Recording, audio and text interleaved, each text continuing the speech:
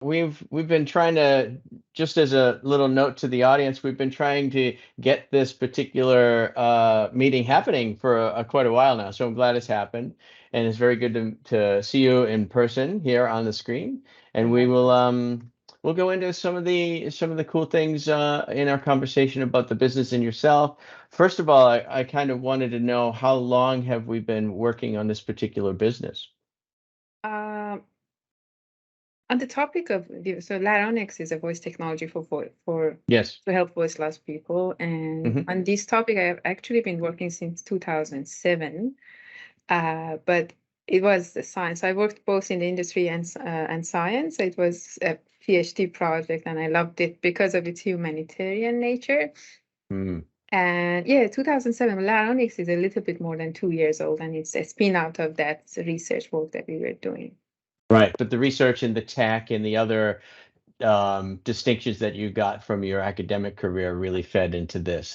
Yeah, That's great. yeah, Personally, I love that type of stuff. It's something with a long history of building, usually yeah. has a lot of value in it. So it's very cool. That's cool. And tell us more about Laronix now, since we're discussing it. Yeah, so the story of Laronix goes back to when, again, I was a PhD student, and I did it for pay. I mean, Hmm. and then I liked it to happen, but like on a slow pace, if you may. And then one day we got an email to our group, and it was from a singer from America, and he said that, look, I'm a singer and I'm going to lose my voice, and this is documentary about my life, and my voice is my life.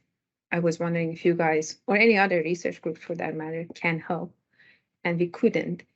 Like the answer from our group was like 20 years.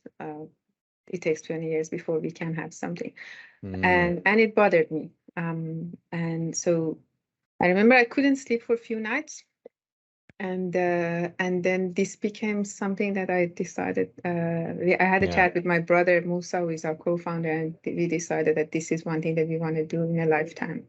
Lovely. So this is and you know how, I mean, I I live in a world where like my brother is a IBM employee, and he'll when he gets stuck on something in his head, it is something that just sort of consumes you until you make progress mentally, and you have to go get some good data to move Yeah, it forward. So that's cool. That's great. So this is a labor of love, as well as something that is going to be helping people, or is yeah, helping people. Yeah, and it's that's like great. it's sort of also found it very unacceptable that we have come to terms with like helping disabled people in many aspects, but when it Mm, comes to voice, we haven't done much. So yeah, mm, and then as we sort of dived into the lives of voiceless people, we realized that the amount of depression is quite high. When people have a condition called permanent voice loss, unfortunately, the suicide rate is very high. So mm. yeah, so we became more and more sort of passionate about doing something about it, and that's like Right. Yeah, the good. And story. you know that you'll make some headway, because no, there aren't that many. It's not a forefront type of organization, right? It's not a. There aren't a lot of people doing telethons for this, you Yeah, know. So yeah, great, I love it. Um, so as such, digging into this type of a project and getting serious about making headway, what were your biggest learnings in making Laronix, turning it into a workable business, a workable service? What were your biggest lessons there? yeah. I suppose the biggest one is that it's actually quite possible. Like you start with uh, a new technology, like a world's first device. No one has done it Mm, before. So you have all of these baby concerns with you, but it's actually possible. And then if you select a good team and then you make the time and effort, you actually get to the point that you see it happen. Um, I suppose you need to ignore a lot of noise around you, especially in the beginning when the technology is quite risky and for the right reasons, and you spend time to de-risk it. But yeah, I think having a positive attitude towards the whole journey helps. mm, mm, And and one of the things, like as a woman, I think women normally also have a little bit of imposter syndrome, like a little bit more than guys. So getting over that feeling also very much helps that you're actually making it happen, like in steps by year.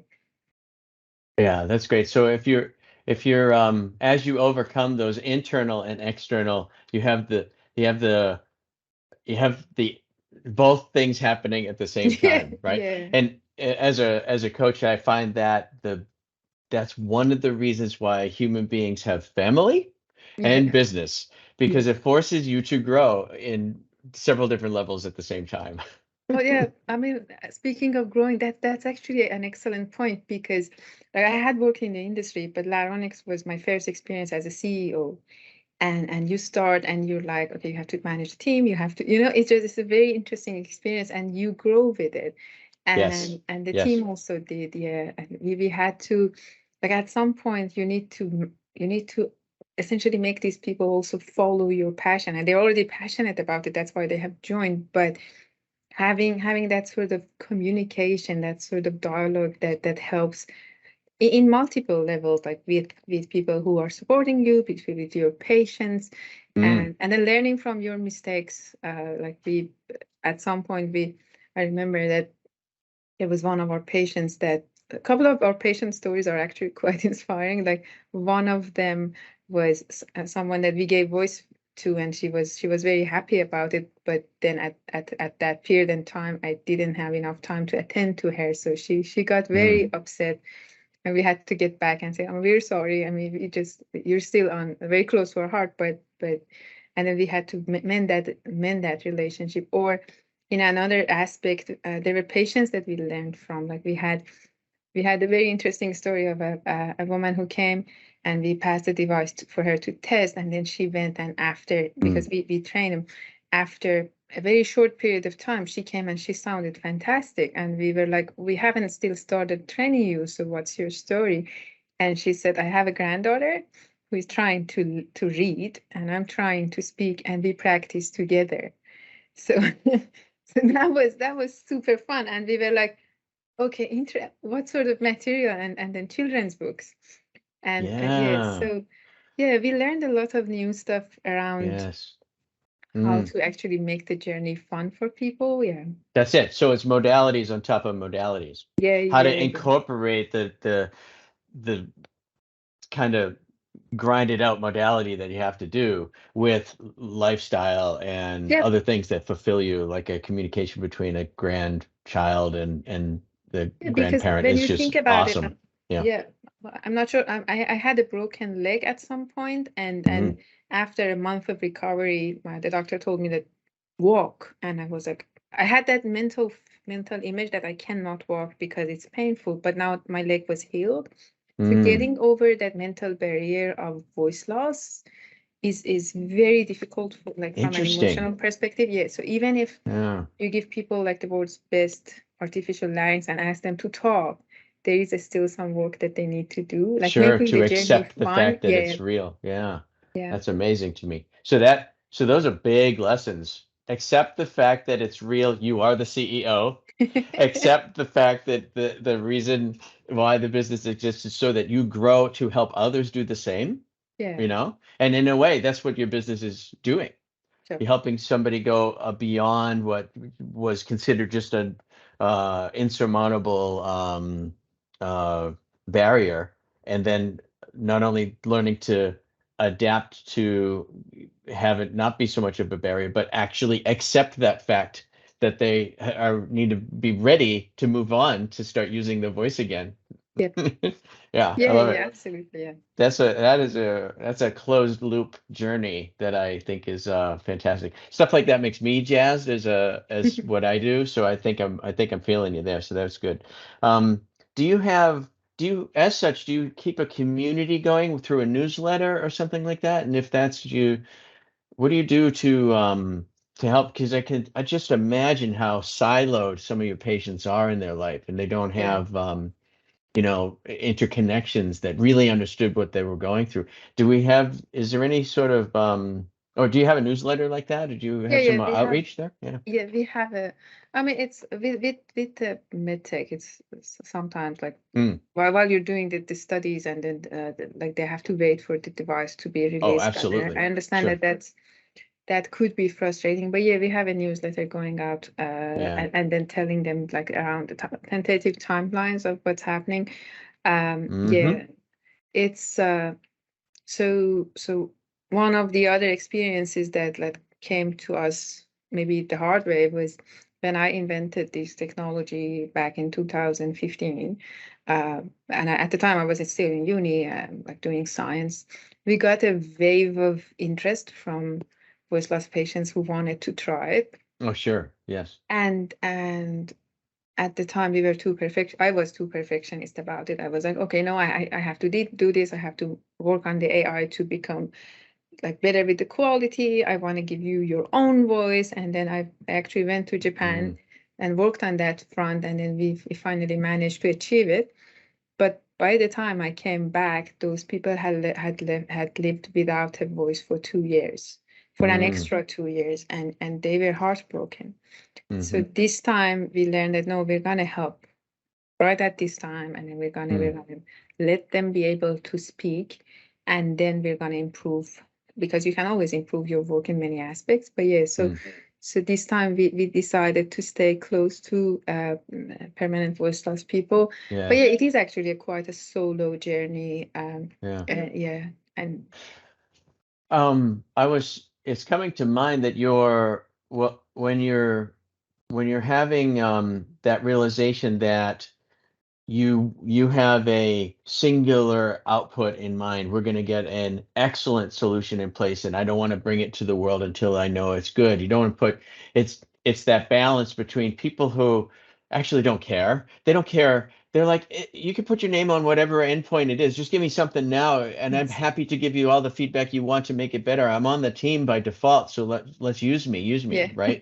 yeah, And so that is I would say, as a CEO or anyone, even all the other people that are supporting you at that high level of decision making, so sometimes the client's journey is happening whether you're involved or not, right? So Oh, you that's might, very yeah, true. Yeah, yeah, That is very true. I mean, there is a saying in the startup community. They say that if you if you release your minimum viable product or your MVP at the time that you are not embarrassed by it, you have released it late. yeah, So to some yeah, extent, yeah, yeah. So yeah, and yeah, and then the device gets perfect yes, with the mhm, patients. Yeah, it's. mhm, I mean, one of the things that I've been lucky is just going back and forth between the industry and uni. So I had the opportunity to learn from both groups. good. But I have to say, science people are normally towards the perfectionist range. A little No, bit too much. Yeah, oh, they are. Um, uh, Maybe it's the aspect of the conceptual work, but industry people are more pragmatic, and I love it. So they come up with ideas that yeah, are actually working right at this moment, and then we can iterate that with with I love it. voiceless people. Yeah. Let's go. So did you have, ooh, this is, I normally ask people a question that says, who is the first person you think of when I say the word success? But I suspect if I was to ask you in 2016, it may even be a different person now because of that whole understanding of the client journey. So who comes to mind when I say the word success to you? Oh, that's a big one. My answer would be different. I'm gonna say Elizabeth Holmes because she failed. And Mm. because I think you learn from your failures, to be honest. And other people's failures, correct? Yeah. So looking into the journey of people who have failed, because I think we are defining success a little bit different. Mhm. Uh, at least in my version of, if I could be considered like as a humble person, a little bit successful, it has been very different with like it's success is an iteration of learnings from failures and experiences, I would say. Mm. But yeah, it's good to like I've been looking at the experience that she had with her startup, the reasons that she failed, and the fact that, and one thing that's very interesting to me as a side note is she had investors that continued supporting her despite the fact that she had failed. I mean, the fraud side aside, I think there are learnings there. Yeah, Yeah. but they are also, like, in terms of absolute success, like, without a doubt, there are a lot of companies that we look up to, at least in Australia. Vaxas is one of them. Saluda Medical, for example. I mean, these are countries that start Nurad. I mean, these are countries that started from the ground and actually did the whole journey of commercializing something fantastic. Yeah, so just to balance out success and failure together and have a balanced image about Good point. Very good point. I love it, because that's where some really good lessons are. Yeah. If you succeed, most of the time, you think it's all because you're just personally so awesome, and it's mostly luck, right? You haven't actually learned much along the way. There's plenty of stories of that. Just people end up succeeding just because of timing, you know? Yeah, so that's cool.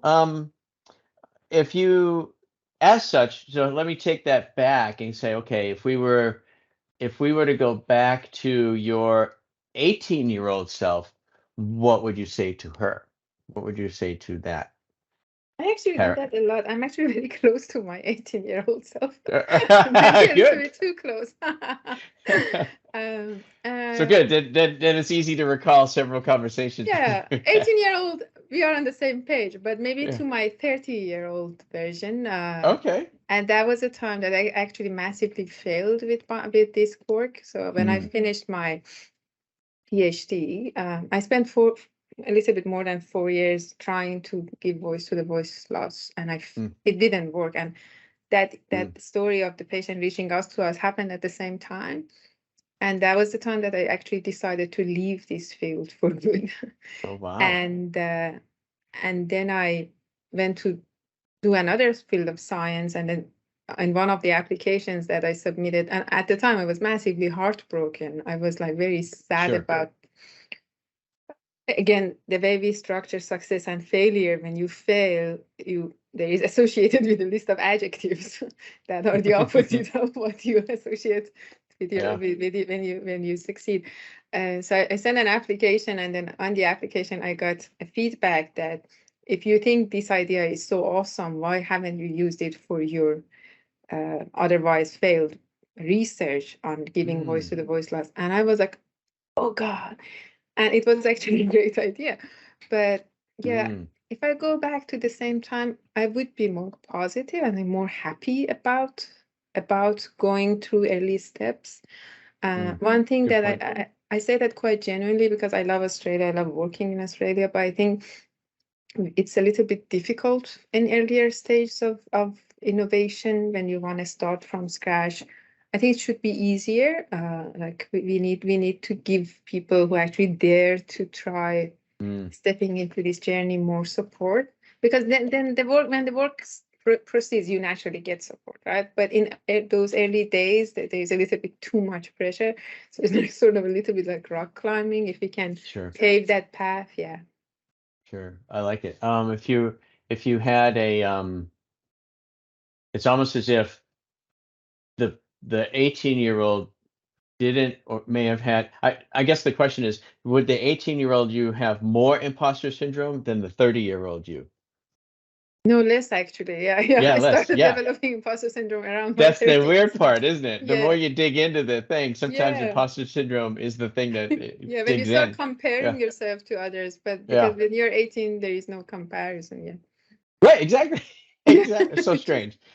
Yeah. So as a result, given your journey and given the journey of the company itself as well, what would you say to somebody who is getting into this kind of a business where it's a relatively singular problem, but perhaps multifaceted in the solution approach to it, where you have to, you have a lot of tech to figure out, you have a lot of something to figure out to do it. What would you say to that kind of person who's thinking about that kind of a business? I would say two things. I mean, first of all, go for it, and definitely go for it. I mean, if you have that urge and you cannot control it, run it. Yeah. And then second, stay close to people who have done it. Like it's like that, standing on the shoulder of that sort of experience really helps. We started Laronix like with the intention of initially like to bring funds to the project, you know, essentially do the work. But over the years, we have become hunters for advice. So we look for people who can essentially give us insights about the journey, and with good advice, the rest of the things follows. Yeah, but it's in a nutshell. I think I still can say like, and like sometimes I make a story and say when you see a founder pitching, it's like a Cinderella dancing. So you're seeing the gown, but in midnight, like the couch turns into a pumpkin, and they have to run back to a small team. But essentially, as an entrepreneur, I mean, the difference between the life of an entrepreneur and the life of living in a corporate is the difference between driving in the city or going rock climbing. It's very different lifestyles, but also a person who loves rock climbing gets sort of bored with that sort of life. So it's not for everyone, but it can be. I mean, if you love what you do, it can be quite amazing. Yeah, very good. I love that metaphor, the rock climbing versus, Yeah. driving in the city. Yeah. Thank you for that. Well, I wish lots of luck to Laronix and yourself, Farzaneh. So, thanks for your time again. And Thank this was you. a real good adventure. I loved it too. Thanks for the opportunity. Thanks so much.